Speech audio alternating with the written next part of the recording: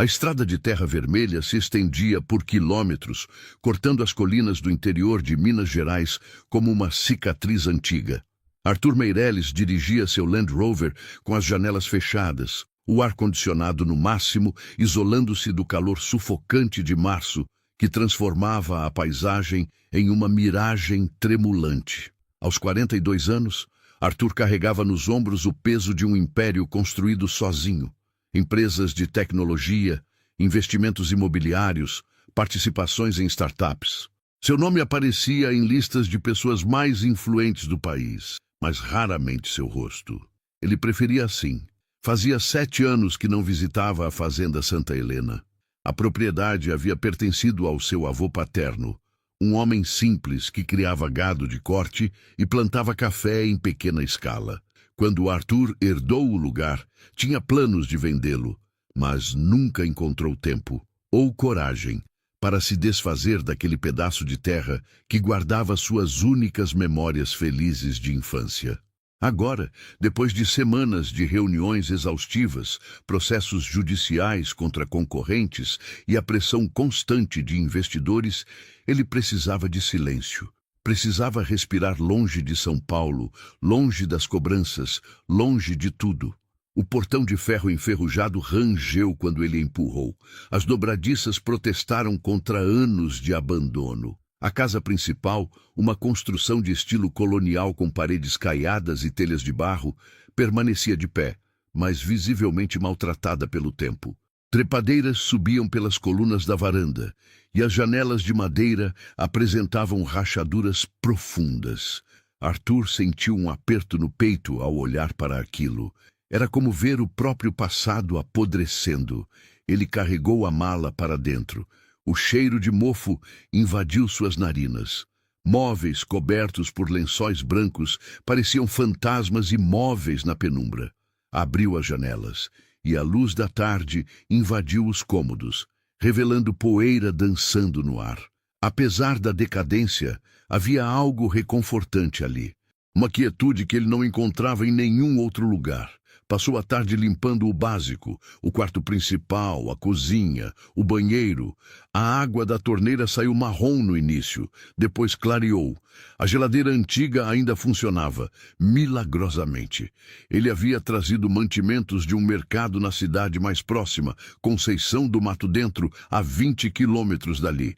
Pão, queijo, café, carne seca, ovos, o suficiente para 3 dias de reclusão voluntária. Quando o sol começou a se pôr, tingindo o céu de laranja e roxo, Arthur saiu para caminhar pela propriedade. O pasto estava tomado por capim alto e seco.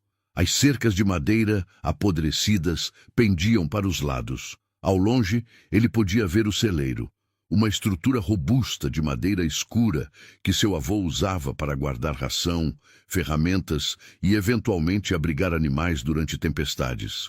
Arthur decidiu verificar o estado do lugar. Talvez precisasse mandar derrubar tudo antes que desabasse sozinho.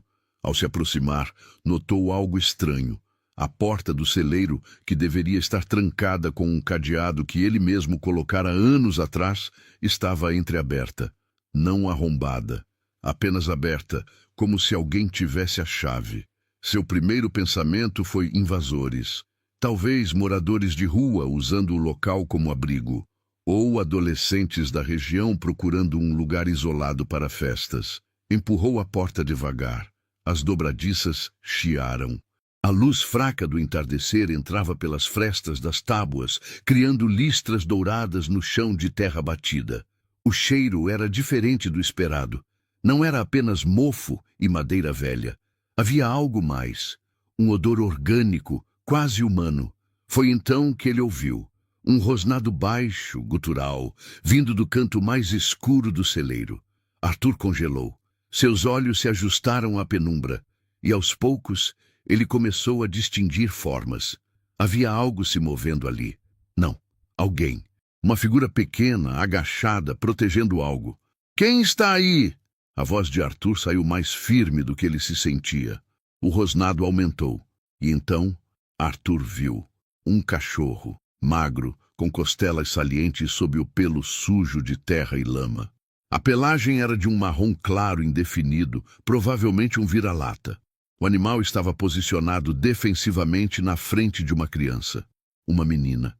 Ela tinha cabelos castanhos embaraçados, caindo sobre os ombros finos. Seu rosto era pálido, com manchas de sujeira nas bochechas.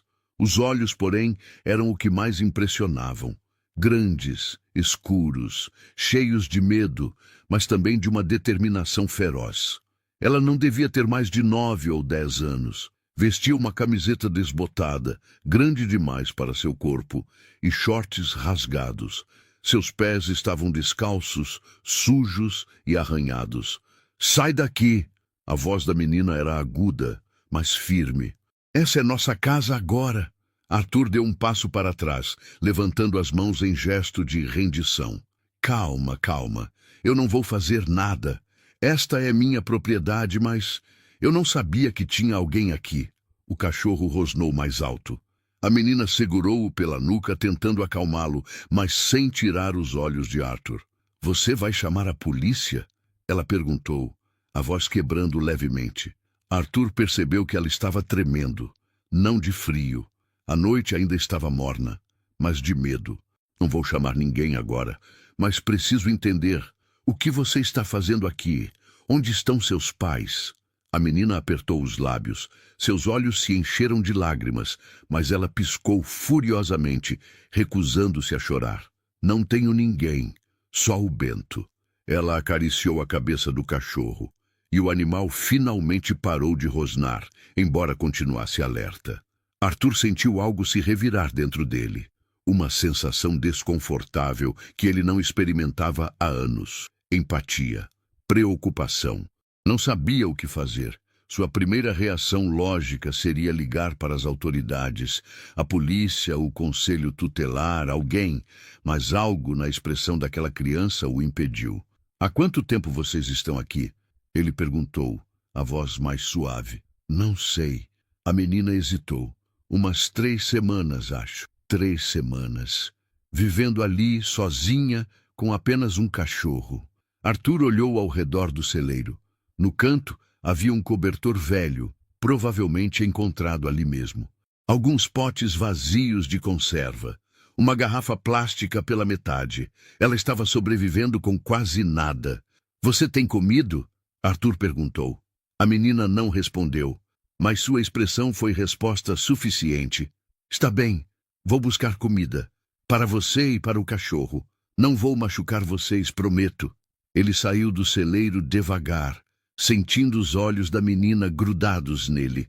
Quando chegou à casa, Arthur se pegou parado no meio da cozinha, sem saber exatamente o que estava fazendo. Isso não era problema dele. Ele deveria ligar para as autoridades, deixar que pessoas capacitadas cuidassem da situação. Mas ele não conseguia. Não ainda. Preparou 2 sanduíches de queijo e presunto, encheu uma tigela com água fresca e pegou uma lata de sardinha que poderia servir para o cachorro. Colocou tudo em uma sacola e voltou ao celeiro. A menina continuava no mesmo lugar, mas agora estava sentada, o cachorro deitado ao seu lado, com a cabeça apoiada em seu colo. Arthur colocou a sacola no chão e recuou alguns passos. "Deixei comida aí, podem comer. Amanhã a gente conversa melhor." Ele começou a se virar, mas a voz dela o deteve. "Como você se chama?" Arthur olhou para trás. "Arthur, e você?" "Clara. E esse aqui é Bento."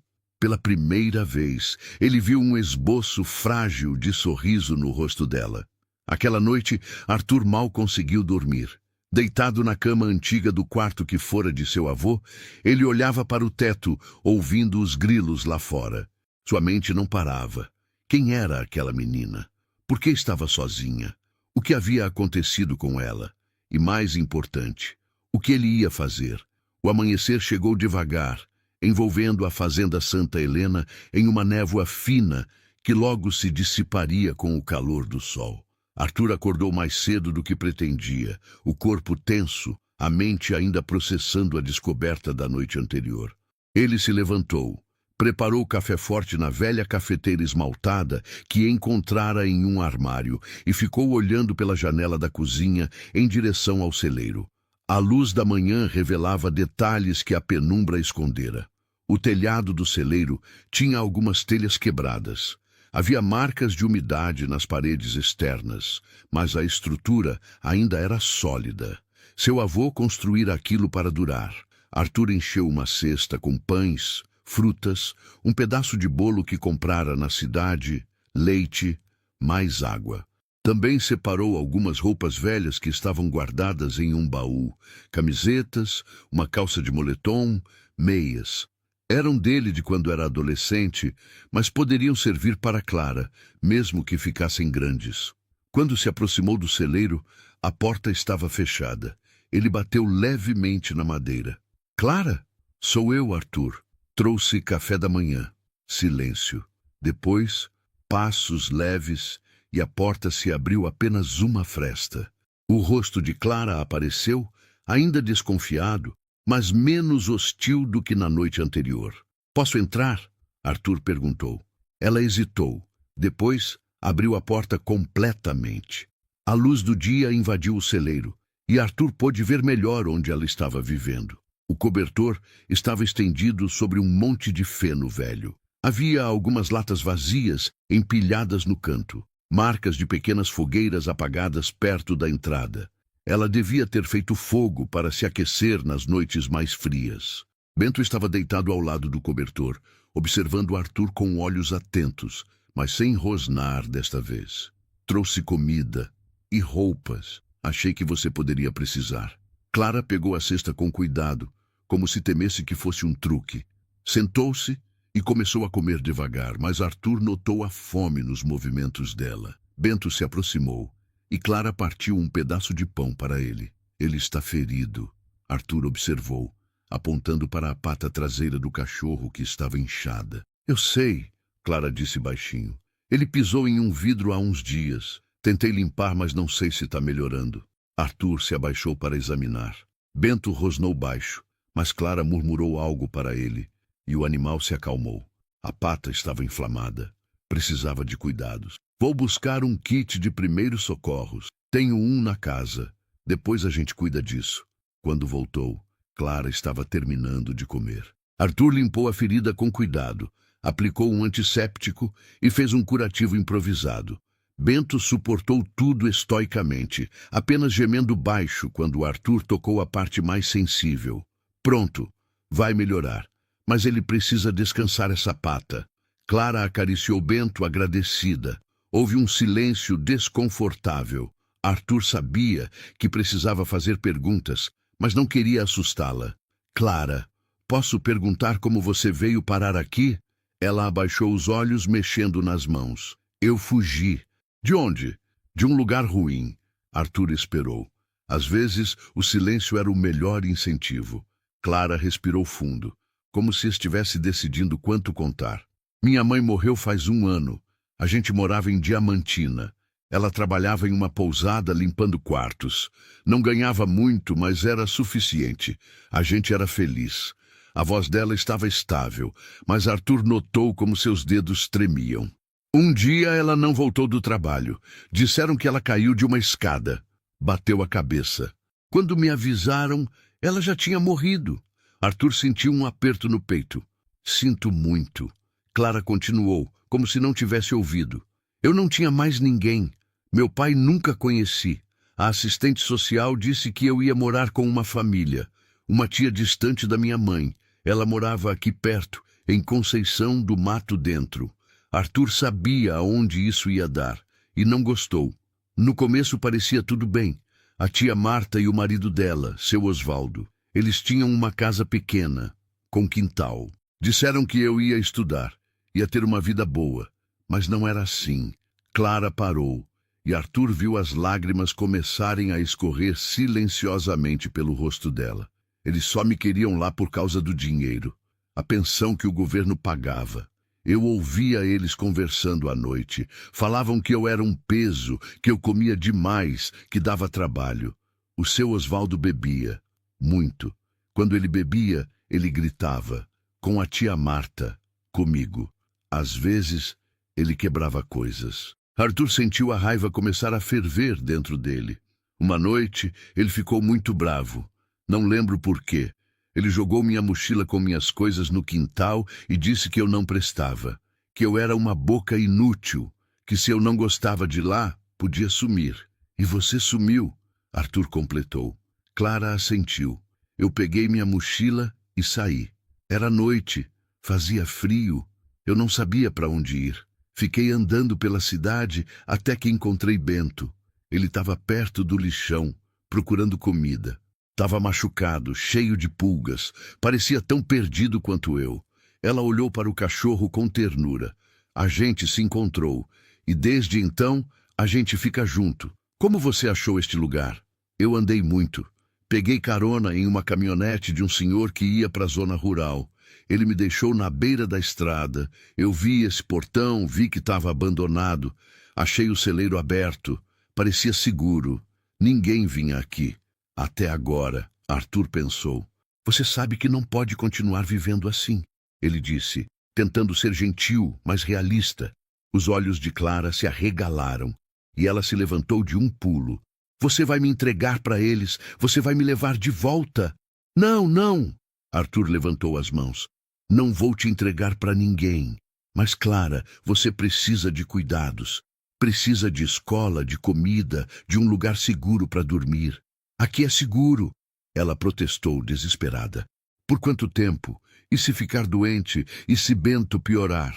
E quando o inverno chegar de verdade? Clara não tinha resposta. Ela abraçou Bento e começou a chorar de verdade agora, soluços profundos que sacudiam seu corpo magro.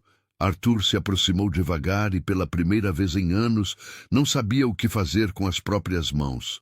Ele nunca tinha tido filhos. Nunca quis. Relacionamentos duravam o suficiente para ele se cansar, e crianças sempre pareceram uma complicação desnecessária. Mas agora, vendo aquela menina quebrada, algo nele se moveu. Ele colocou a mão no ombro dela, tentando transmitir algum conforto. Eu não vou te entregar, prometo, mas preciso pensar em como te ajudar de verdade. Você confia em mim? Clara levantou o rosto molhado de lágrimas. Por quê? Por que você quer me ajudar? Todo mundo só quer se livrar de mim. Arthur não tinha uma resposta fácil. Talvez fosse culpa. Talvez fosse a memória de seu próprio avô, que sempre dizia que a terra nos dá responsabilidades e quem encontra alguém perdido tem a obrigação de ajudar. Talvez fosse simplesmente porque ele não conseguia virar as costas. Porque você merece ajuda, ele disse finalmente. E porque eu posso. Clara o encarou por um longo momento, avaliando se podia acreditar nele. Tá, ela disse, a voz pequena. Mas Bento fica comigo. Sempre, sempre. Arthur concordou. Naquela tarde, Arthur levou Clara e Bento para a casa principal. Ela tomou um banho quente enquanto ele lavava as roupas dela. Preparou um almoço simples. Arroz, feijão, carne desfiada, salada. Clara comeu como se nunca tivesse visto tanta comida. Bento ganhou ração que Arthur improvisou com arroz e carne moída. Depois de comerem, Clara adormeceu no sofá, exausta. Arthur a cobriu com um cobertor e ficou olhando para ela, tão pequena, tão vulnerável. Ele pegou o celular e ficou olhando para a tela. Sabia que deveria ligar para alguém. Mas para quem? Conselho tutelar? Eles a levariam de volta para o sistema que já havia falhado. Polícia? Mesma coisa. E havia algo mais. Clara mencionou que a mãe morreu em circunstâncias suspeitas. Uma queda. Será que foi realmente um acidente? E aquela tia e o marido? Por que ninguém verificou as condições em que Clara estava vivendo? Arthur tomou uma decisão. Antes de entregar Clara a qualquer sistema, ele ia investigar. Ia descobrir a verdade sobre o que aconteceu com a mãe dela. Ia entender por que uma criança de 9 anos estava sendo negligenciada por quem deveria protegê-la. E se o que ele descobrisse confirmasse suas suspeitas, alguém ia pagar. Os dias seguintes estabeleceram uma rotina inesperada na fazenda Santa Helena. Arthur, que viera buscando solidão, agora dividia o espaço com uma menina e um cachorro. Pela manhã, Clara acordava cedo, ajudava a preparar o café, ou pelo menos tentava, ainda desajeitada com tarefas domésticas. Bento, com a pata em recuperação, mancava pela casa, mas já demonstrava mais energia. Arthur percebeu que Clara tinha uma inteligência afiada, escondida sob o medo.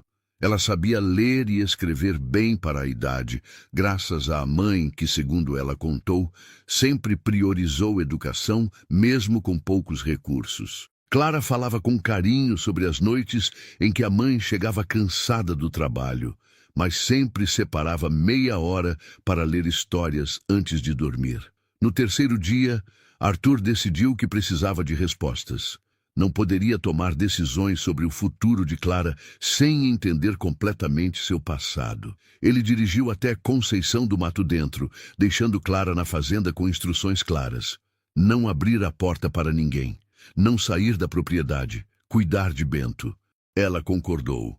Mas Arthur notou o medo nos olhos dela quando ele partiu. Conceição do Mato Dentro era uma cidade pequena, com cerca de 15.000 habitantes. As ruas principais eram pavimentadas, mas a maioria das vias secundárias ainda era de paralelepípedo ou terra. Havia uma praça central com uma igreja colonial, algumas lojas, um mercado, bares. O tipo de lugar onde todo mundo conhece todo mundo. Arthur começou pela assistência social.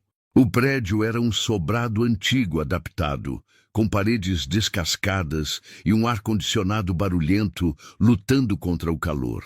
A recepcionista, uma mulher de uns 50 anos, com óculos pendurados no pescoço, olhou para ele com curiosidade quando ele pediu para falar com alguém responsável por casos de adoção e tutela. "Posso saber o motivo?" ela perguntou, desconfiada.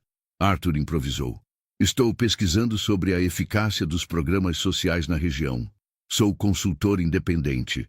Não era exatamente mentira. Ele tinha dinheiro e influência suficientes para se apresentar como qualquer coisa.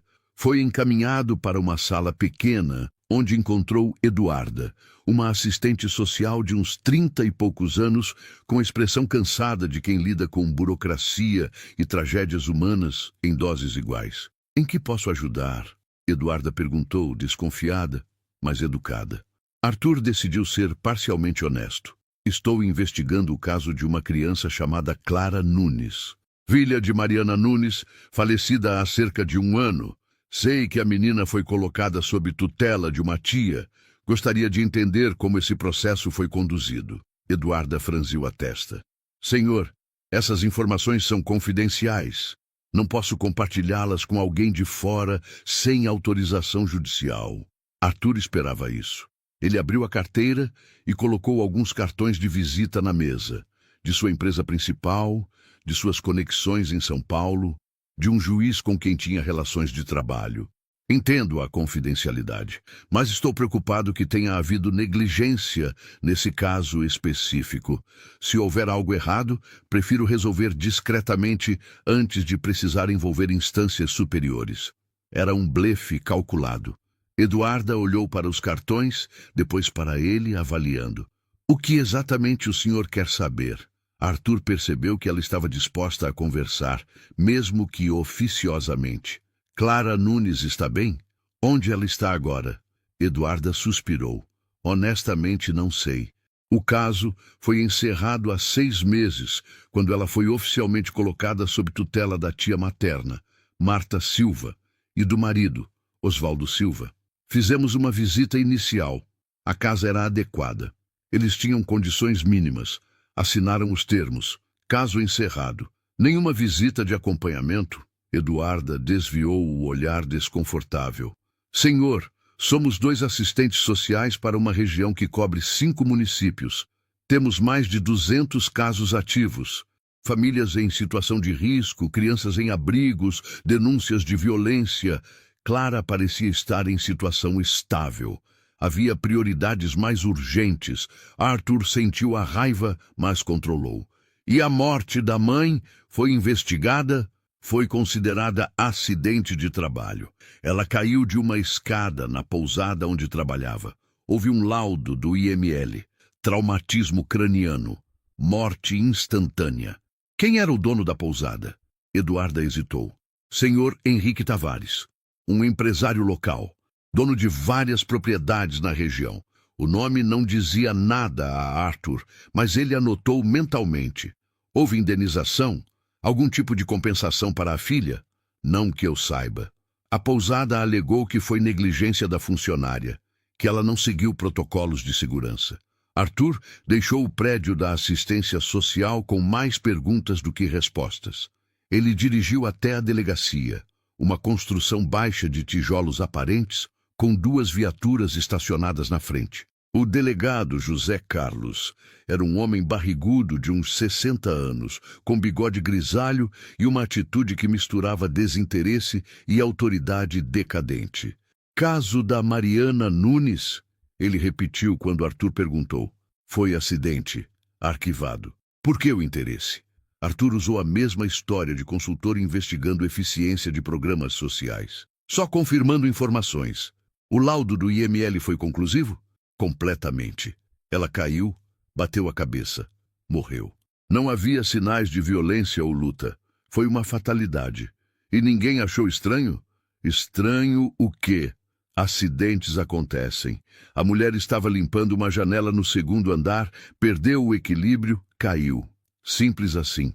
Mas não parecia simples. Havia algo na pressa com que o caso foi arquivado que incomodava Arthur. Posso ver o relatório? Não sem mandado. O delegado cortou, agora menos amigável. Olha, senhor, não sei o que está procurando, mas não há nada aqui. Caso encerrado. Sugiro que respeite isso. Arthur percebeu que não conseguiria mais nada ali. Ele agradeceu e saiu. A última parada foi a pousada Vale Dourado, onde Mariana trabalhava. Era um estabelecimento modesto na saída da cidade, com cerca de 10 quartos, uma piscina pequena e uma área de café da manhã. A recepcionista, uma jovem de uns 20 anos, o atendeu com um sorriso profissional. Boa tarde. Tem um quarto disponível? Temos sim, senhor. Quantas diárias? Só uma noite. Mas antes, posso falar com o gerente? Tenho um assunto particular. A recepcionista pareceu confusa, mas chamou alguém. Minutos depois, um homem de uns 50 anos, trajando calça social e camisa polo, apareceu. Henrique Tavares. Ele se apresentou, estendendo a mão. Sou o proprietário. Posso ajudar? Arthur apertou a mão dele, avaliando. Tavares tinha o tipo de aparência que inspirava desconfiança. Sorria demais, com olhos que não acompanhavam. Arthur Meirelles. Sou empresário de São Paulo. Estou considerando investimentos na região e estou fazendo uma due diligence sobre estabelecimentos locais. Soube que houve um incidente aqui há cerca de 1 ano. Uma funcionária faleceu? O sorriso de Tavares vacilou levemente. Ah, sim, um acidente terrível. Mariana era uma ótima funcionária. Muito triste. Como aconteceu exatamente? Ela estava limpando uma janela externa no 2º andar. Não usou o equipamento de segurança adequado. Perdeu o equilíbrio e caiu. Tentamos socorrer imediatamente, mas... Tavares fez uma pausa dramática. Não houve processo contra a pousada? Não. Foi claramente negligência da funcionária.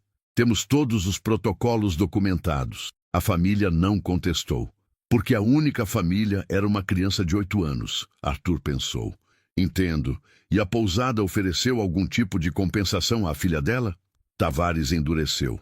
Senhor Meirelles, não sei aonde quer chegar, mas tudo foi tratado legalmente. Se está insinuando algo impróprio, sugiro que procure seus advogados. Arthur sorriu friamente.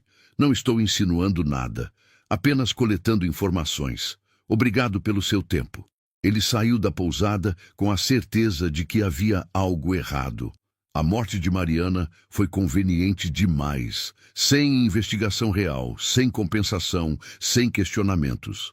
No caminho de volta à fazenda, Arthur parou em um café na praça e fez algumas ligações. Ele tinha contatos, advogados, investigadores particulares, pessoas que deviam favores. Em 2 horas, havia contratado um investigador discreto para vasculhar o passado de Henrique Tavares e revisar o caso da morte de Mariana.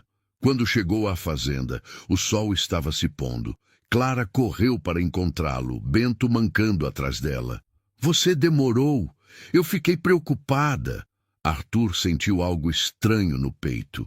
Preocupação. Ela estava preocupada com ele. Desculpe. Precisei resolver algumas coisas. Mas trouxe pizza. Os olhos de Clara se iluminaram. Naquela noite, enquanto Clara devorava fatias de pizza de queijo e Bento roubava pedaços de borda, Arthur observava. Ele estava se envolvendo. Mais do que deveria. Mais do que era sensato. Mas não conseguia parar. Porque quanto mais descobria sobre a história de Clara, mais certeza tinha de que ela não estava segura antes. E talvez nunca tivesse estado. E Arthur Meirelles, um homem que sempre evitou responsabilidades emocionais, estava começando a sentir algo que não sentia há anos. Propósito. Uma semana se passou desde que Arthur encontrou Clara no celeiro.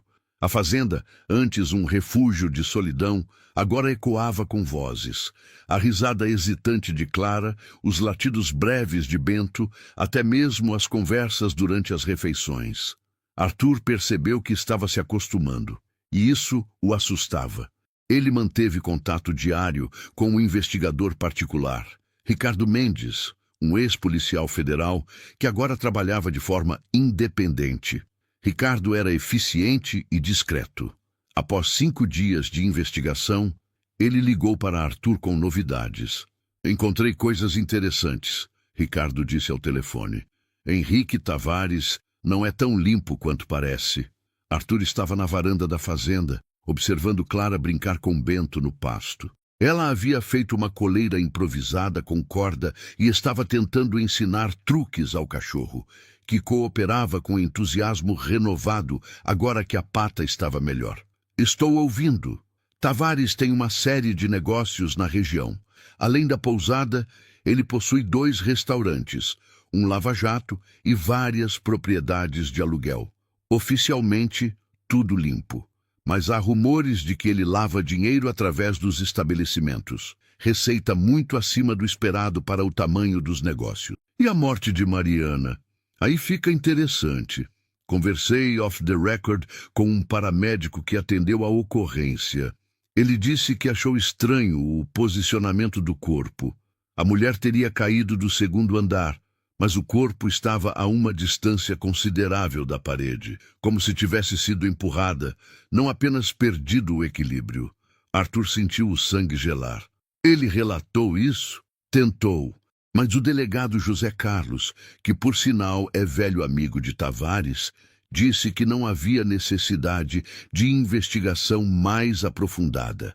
Caso encerrado como acidente. Meu Deus! Tem mais. Mariana estava trabalhando lá há 3 anos. Segundo ex-colegas que consegui localizar, ela tinha descoberto irregularidades na contabilidade da pousada. Estava juntando provas para denunciar. Arthur fechou os olhos. As peças estavam se encaixando. Ela foi morta. Não posso provar, mas é a minha leitura. E tem outro detalhe que você vai querer saber, sobre a tia de Clara, Marta Silva. O quê? Marta é prima de 2º grau de Henrique Tavares. Eles cresceram juntos. Ela trabalhava na pousada também, anos atrás. Depois saiu para casar com Osvaldo. Arthur sentiu náusea. Então colocaram Clara com a tia não por acaso. Exatamente. Tavares provavelmente pediu um favor. Manter a menina calada, controlada. E longe de qualquer um que pudesse fazer perguntas sobre a morte da mãe. E quando Clara fugiu, eles não foram atrás porque preferiam que ela sumisse de vez. Provavelmente. Uma criança desaparecida é menos problemática que uma criança fazendo perguntas. Arthur agradeceu a Ricardo e desligou. Ficou parado na varanda, processando tudo. Clara não era apenas uma criança abandonada. Ela era uma testemunha potencial. Alguém que, crescendo, poderia questionar a morte da mãe. Questionar porque ninguém investigou. E Tavares, um homem com dinheiro, conexões e aparentemente sem escrúpulos, teria todo o interesse em manter Clara invisível. Ou pior, naquela noite, depois que Clara dormiu, Arthur ficou acordado, olhando para o teto, pensando. Ele tinha 2 opções claras. Opção 1, entregar Clara ao sistema. chamar o conselho tutelar, explicar a situação, deixar que as autoridades cuidassem. Mas o sistema já havia falhado com ela. E se ele entregasse Clara, ela voltaria para o mesmo sistema corrompido que a colocou com a tia em primeiro lugar. Ela provavelmente seria colocada em um abrigo, ou pior, de volta com Marta e Osvaldo. Opção 2. Protegê-la ele mesmo. Mas como? Ele não tinha direitos legais sobre ela. Não era parente, não era tutor, era, tecnicamente, um estranho. Havia uma terceira opção, que começou a se formar em sua mente como uma possibilidade assustadora e, ao mesmo tempo, inevitável. Adoção. Arthur nunca considerou ser pai, nunca quis a responsabilidade, o vínculo, a vulnerabilidade que vinha com isso. Mas olhando para Clara, uma menina que perdeu tudo, que estava lutando apenas para sobreviver, que merecia uma chance, ele percebeu que talvez não se tratasse do que ele queria, mas do que era certo. Nos dias seguintes, Arthur começou a se preparar. Ele consultou advogados especializados em direito da criança e do adolescente. O processo não seria simples. Ele precisaria provar que tinha condições de cuidar dela, que tinha moradia adequada, renda estável, idoneidade moral. Como um solteiro de 42 anos, haveria questionamentos. Mas Arthur tinha recursos, tinha influência e estava disposto a usar ambos. Enquanto isso, ele continuou a investigação. Ricardo descobriu que Tavares estava sendo investigado discretamente pela Receita Federal por suspeita de lavagem de dinheiro. Não era algo público ainda, mas havia indícios de que o cerco estava se fechando. Arthur tomou uma decisão arriscada.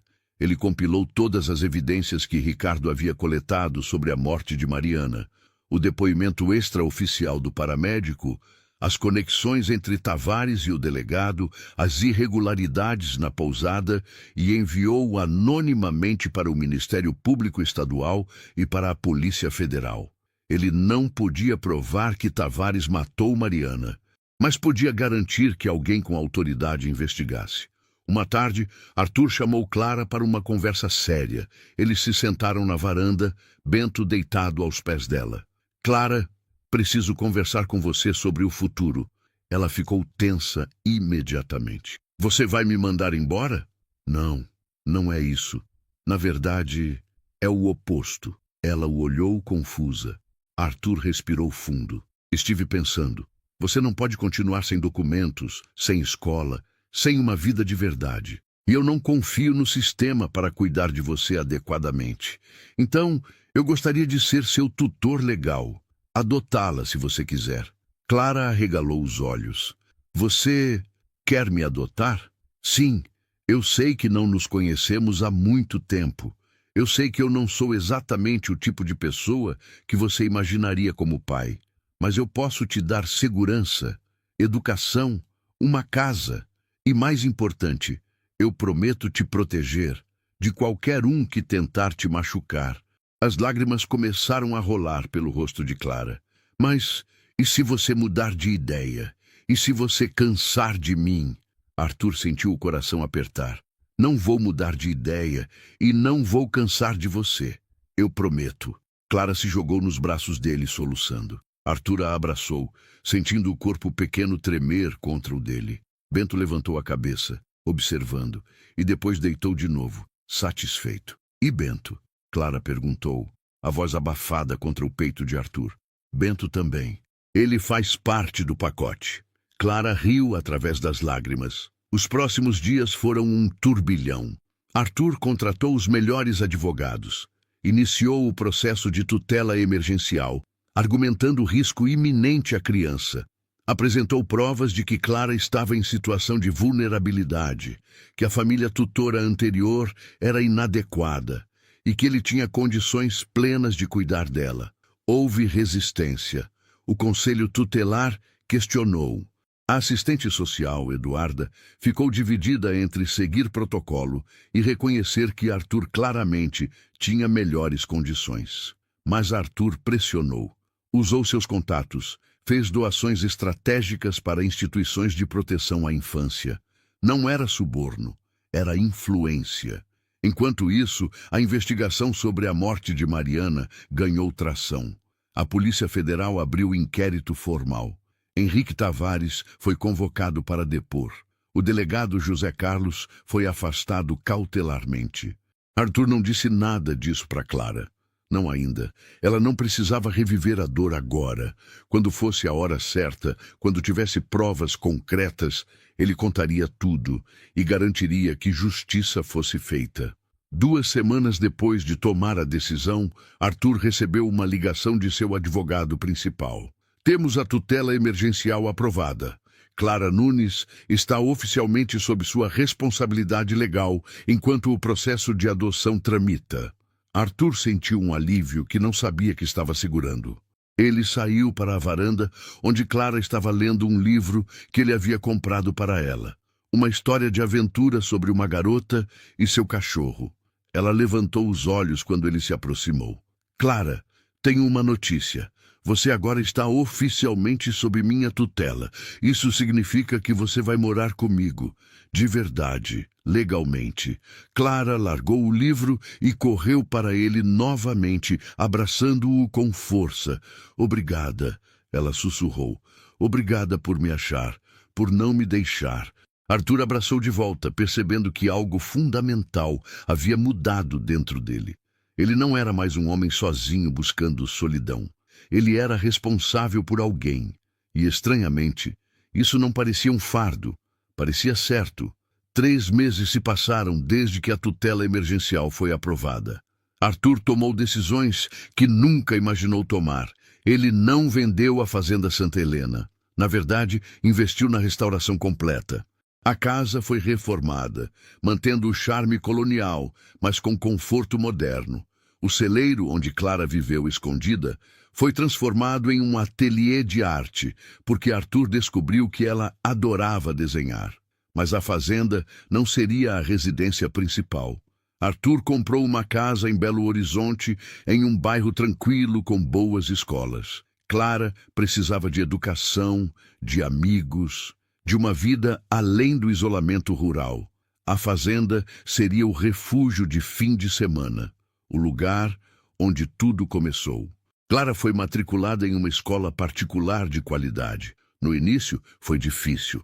Ela estava atrasada em algumas matérias, tinha vergonha de contar sua história. Mas aos poucos, com o apoio de professores e psicólogos que Arthur contratou, ela começou a florescer. Fez amigos, participou de atividades, descobriu paixão por biologia. Queria ser veterinária para cuidar de animais como Bento. Bento, por sua vez, tornou-se o cachorro mais mimado de Belo Horizonte. Consultava veterinário regularmente, tinha alimentação balanceada, cama ortopédica. A pata ferida sarou completamente. Ele dormia aos pés da cama de Clara todas as noites. Um guardião silencioso. Arthur também mudou. Ele reduziu a carga de trabalho, delegando mais responsabilidades para gerentes de confiança em suas empresas. Descobriu que participar de reuniões escolares, ajudar com lição de casa e jogar bola com um cachorro no parque aos sábados era mais gratificante do que fechar negócios milionários. Não era perfeito. Havia noites em que Clara acordava chorando, sonhando com a mãe.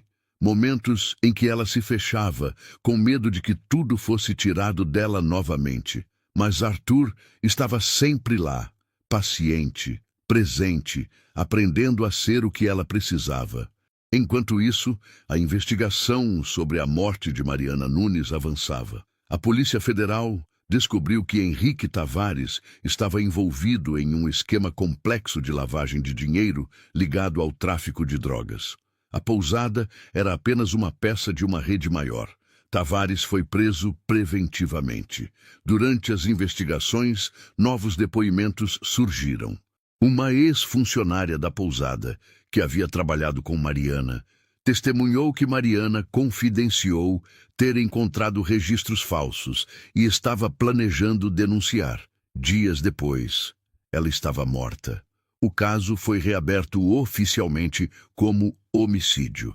O delegado José Carlos foi indiciado por prevaricação e obstrução de justiça. Tavares foi indiciado por homicídio qualificado entre outros crimes. Arthur acompanhou tudo de perto. Ele queria justiça para Mariana, não apenas pela mãe de Clara, mas porque era o certo. Quando o julgamento de Tavares foi marcado, Arthur teve uma conversa difícil com Clara. Ela tinha 11 anos agora, quase 2 anos desde que se escondeu no celeiro. Estava mais forte, mais confiante, mas ainda carregava a perda. Eles estavam na sala da casa em Belo Horizonte. Bento dormia no tapete. Uma chuva leve batia nas janelas. Clara, preciso te contar algo sobre sua mãe. Ela olhou para ele atenta. Arthur contou tudo. Sobre a investigação, sobre as suspeitas de que Mariana foi morta porque descobriu algo errado, sobre Tavares, sobre o julgamento que se aproximava. Clara ouviu em silêncio, lágrimas escorrendo. Quando Arthur terminou, ela ficou quieta por um longo tempo.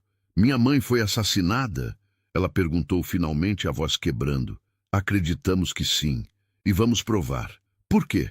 Por que alguém faria isso?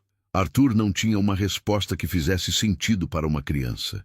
Ganância, medo, covardia, nada disso explicava adequadamente o mal. Porque há pessoas ruins no mundo, Clara, pessoas que colocam dinheiro acima de vidas. Mas também a justiça. E sua mãe vai ter justiça. Clara se jogou nos braços dele, chorando. Arthur assegurou, prometendo silenciosamente que nunca deixaria nada de ruim acontecer com ela novamente. O julgamento de Henrique Tavares durou 2 semanas. A promotoria apresentou provas robustas, evidências financeiras, depoimentos, inconsistências no laudo inicial. O advogado de Tavares tentou argumentar que a morte foi acidental, que as acusações eram circunstanciais. Mas o júri não acreditou. Tavares foi condenado por homicídio qualificado, lavagem de dinheiro e associação ao tráfico. Pegou 28 anos de prisão. Quando a sentença foi lida, Arthur estava presente na audiência. Clara não estava. Ele achou melhor poupá-la disso. Mas quando ele voltou para casa e contou, ela apenas assentiu, aliviada. Minha mãe pode descansar agora, ela disse. Pode, Arthur concordou. A adoção foi oficializada 6 meses depois. O processo foi longo, com avaliações psicológicas, visitas domiciliares, entrevistas. Mas finalmente, em uma manhã ensolarada de setembro, em uma sala austera do tribunal, um juiz declarou Arthur Meirelles como pai legal de Clara Nunes Meirelles. Clara escolheu manter o sobrenome da mãe também. Arthur não se importou. Era importante que ela mantivesse essa conexão. Naquela noite, houve uma pequena celebração na casa. Apenas os dois, Bento e alguns amigos próximos que Arthur fizera ao longo do processo. Seu advogado, a psicóloga de Clara, Ricardo, o investigador. Clara estava radiante. Ela usava um vestido que escolheu especialmente para a ocasião, azul claro com flores brancas. Bento tinha uma gravata borboleta improvisada. Arthur fez churrasco no quintal, algo que aprendeu a fazer nos últimos meses, embora ainda queimasse ocasionalmente a carne. Em um momento de silêncio, enquanto os convidados conversavam, Clara puxou Arthur de lado. "Posso te chamar de pai?" ela perguntou tímida. Arthur sentiu os olhos marejarem, algo que acontecia com frequência ultimamente. "Claro que pode." "Pai?" "Sim?" "Obrigada por me salvar." Arthur se ajoelhou para ficar na altura dela. "Não, Clara. Obrigado por me salvar. Eu estava perdido também. Não sabia. Mas estava. E você me encontrou." Eles se abraçaram e Bento, sentindo o momento, correu para se juntar ao abraço, pulando e lambendo os dois. Meses viraram anos. Clara cresceu. Continuou apaixonada por animais como previsto. Na adolescência, trabalhava como voluntária em um abrigo de cães abandonados. Dizia que era sua forma de retribuir por Bento tê-la encontrado quando ela mais precisava. Arthur nunca voltou completamente ao ritmo frenético de trabalho de antes. Ele aprendeu que sucesso não era medido apenas em dinheiro ou negócios fechados. Era medido em jantares em família, em ajudar com projetos de ciências, em assistir competições de natação, em noites de cinema em casa. A fazenda Santa Helena se tornou um lugar especial para ambos. Todo mês passavam um fim de semana lá. Arthur ensinou Clara a pescar no riacho que cortava a propriedade. Ela ensinou a ele que silêncio nem sempre era solidão. Às vezes, era apenas paz. Em uma dessas visitas, quando Clara tinha 15 anos, eles caminharam até o celeiro. Agora reformado como ateliê, estava cheio de desenhos e pinturas de Clara. A maioria de paisagens, animais e sempre um cachorro marrom que parecia com Bento. "Você se lembra do dia em que me encontrou aqui?" Clara perguntou. "Como eu poderia esquecer? Eu estava com tanto medo. Achei que você ia me entregar, que ia me mandar embora. E você tinha razão em ter medo. Eu poderia ter feito isso. Parte de mim queria. Seria mais fácil." Clara olhou para ele. "Por que não fez?" Arthur pensou por um momento. "Porque quando olhei para você, vi alguém que estava lutando para sobreviver. E percebi que eu também estava, de uma forma diferente. Eu tinha tudo e não tinha nada. Você não tinha nada, mas tinha esperança. Acho que precisávamos um do outro." Clara sorriu. "Acho que você está certo." Eles saíram do celeiro lado a lado, Bento, agora velho, com pelos brancos no focinho, caminhando lentamente atrás deles. O sol estava se pondo sobre as colinas, pintando o céu com tons de laranja e rosa. Arthur Meireles, o milionário que sempre evitou vínculos, havia encontrado algo mais valioso que qualquer fortuna: uma família, um propósito, uma razão para acordar todos os dias. E Clara Nunes Meireles, a menina que se escondeu em um celeiro com um cachorro ferido, havia encontrado o que pensou ter perdido para sempre: um lar, segurança, amor. Às vezes, as melhores coisas da vida chegam quando menos esperamos. Quando estamos perdidos e encontramos alguém tão perdido quanto nós. E juntos descobrimos o caminho de volta. Não para onde estávamos, mas para onde deveríamos estar. Sempre. E assim termina a história de Arthur e Clara. Uma história sobre encontros improváveis, segundas chances e o poder transformador de escolher fazer o que é certo, mesmo quando seria mais fácil virar as costas. Se esta história tocou seu coração, não esqueça de se inscrever no canal, deixar seu like e ativar o sininho de notificações para não perder nenhuma das nossas histórias emocionantes. Cada inscrição, cada curtida, cada comentário ajuda nosso canal a crescer e nos motiva a trazer mais histórias que vão te emocionar, te fazer refletir e te lembrar que sempre há esperança, mesmo nos momentos mais difíceis. E você, de onde está assistindo esse vídeo, deixe nos comentários sua cidade e seu país. Adoramos saber que nossas histórias chegam a pessoas de todos os lugares do mundo. Sua participação é muito importante para nós. Até a próxima história. E lembre-se, nunca subestime o impacto que uma única escolha pode ter. Às vezes, parar para ajudar alguém pode mudar não apenas a vida dessa pessoa, mas a sua também. Um abraço e até breve.